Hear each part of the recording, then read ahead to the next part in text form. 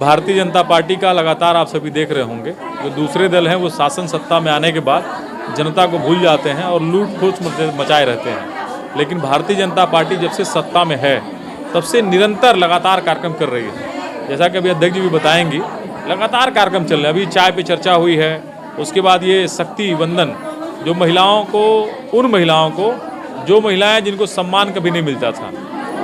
कभी ये देश झांसी की रानी के देश के नाम से जाना जाता था और यहाँ लक्ष्मी जी, गौरी, गणेश जी, मैंने सबका पूजा होता है। उसमें अधिकांश हमारी मातृशक्तियों की पूजा होती है और इस देश में जो हिंदुस्तान कहा जाता है उसमें सम्मान नहीं मिलता था। तो हमारे मोदी जी ने और पूरी भारतीय जनता पार्टी ने एक कार्यक्रम चलाया है कि हम शक्ति वंदन का अभियान लेकर के चलेंगे और प्रत्येक गांव में डोर टू डोर जाएंगे। जा करके हम सभी मातृशक्तियों को जगाएंगे और जगा करके उनके अधिकारों के बारे में बताएंगे। अभी आपने देखा होगा कि जो लंबे समय से एक जो महिलाओं का राजनीति में आरक्षण, जो उनको सांसद और विधायक बनाने के लिए जो आरक्षण जो लंबे समय से पेंडिंग था, रुका हुआ था, उसको माननीय मोदी जी ने पहला सदन जो नया वाला खुला, संसद भवन जो नई वाली बनी है, उसमें पहली बार माननीय मोदी जी ने सबसे पहला उन्हीं लोगों के बिल को प्रस्तुत करके उसको पास कराने का काम किया है। और आगे भविष्य में महिलाओं को उसका लाभ मिलेगा, महिलाएं सांसद विधायक बनेंगी और महिलाएं अपनी समस्याओं को तुरंत सदन में लेकर चर्चा भी कराएंगी। ऐसे तमाम सारे कार्यक्रम हमारे हैं, उसमें स्वयं सहायता समूह हैं, एनजीओ हैं और जितने भी शिक्षा से संबंधित हैं, जो भी समूह के जो भी लोग हैं जिसमें महिलाएं जुड़ी हैं, उन सारी संस्थाओं के लोगों को आज बुला करके उनको सम्मान देने का भी कार्यक्रम हमारे अध्यक्ष द्वारा हुआ है। यही कार्यक्रम चला। बाकी आगे जो कार्यक्रम है उसमें एक बार पुनः माननीय मोदी जी की सरकार बनाने के लिए है। चुनाव में लोकसभा घोषी में क्या भूमिका रही महिलाओं की? जिस तरीके से देखा, देखिए, केवल लोकसभा घोषी में ही नहीं, पूरे हिंदुस्तान यानी पूरे भारतवर्ष में हमारी मातृशक्तियों की पूरी संभावना है। जब से मोदी जी आए हैं, मैंने कहा है, उन महिलाओं को कभी भी कोई अधिकार नहीं मिलता था। मैके में पैदा होती थी, बढ़ती थी, सब कुछ करती थी, मैके से उनकी शादी होती थी तो ससुराल चली जाती थी, ससुराल में भी जाती हैं, चौकी बासन करती हैं, उसके बाद वो मृत्यु हो जाती है, उनको कोई अधिकार नहीं मिलता था।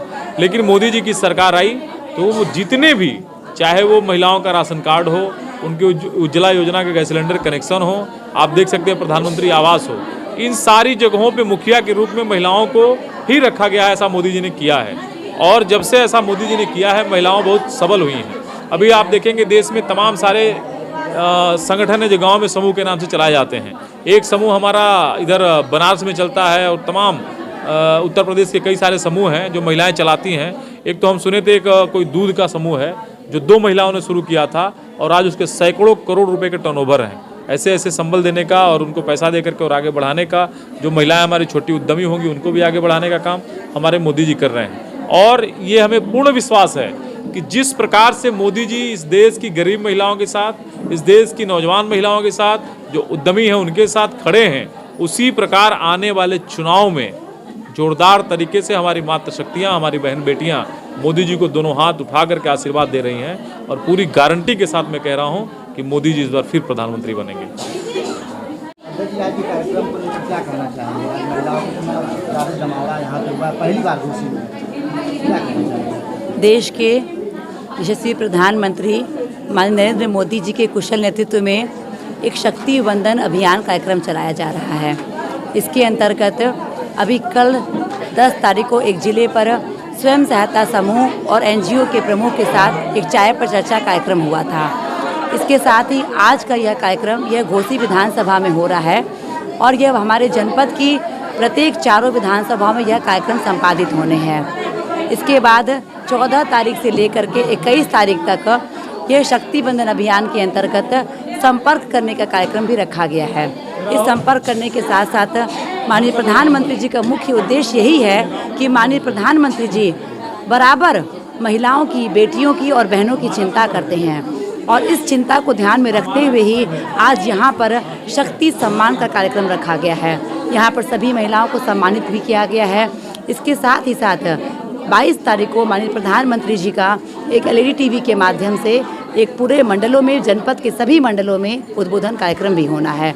तो यह पूरा कार्यक्रम जो है हमारी महिलाओं को समर्पित है, एनजीओ को समर्पित है, हमारी स्वयं सहायता समूह की बहनों को समर्पित है। इसीलिए आप यहाँ पर देख रहे हैं कि इतनी बड़ी संख्या में आज यहाँ पर हमारी सभी बहनें और माताएं यहाँ पर इकट्ठा हुई हैं। और सबसे खुशी और गर्व की बात यह है कि महिलाओं में यह उत्साह दिखा है कि जिस तरीके से माननीय प्रधानमंत्री श्री नरेंद्र मोदी जी महिलाओं की चिंता कर रहे हैं।